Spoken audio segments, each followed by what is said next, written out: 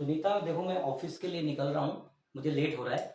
तो तुम माँ का ध्यान रखना, और जो भी उनकी दवाई वगैरह है, खाना पीना टाइम पे खिला देना, ठीक है? और ध्यान रखना अच्छे से। ठीक है, चलो मैं निकलता हूँ।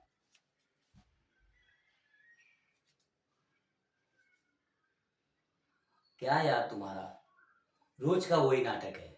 माँ के साथ नहीं रहूंगी, माँ के साथ नहीं। आखिर तुमको तकलीफ क्या है माँ के साथ रहने में, मुझे ये बताओ।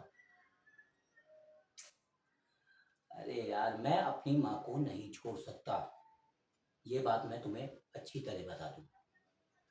तुमको मैंने शादी करने से पहले भी बोला था, हम लोग माँ के साथ ही रहेंगे।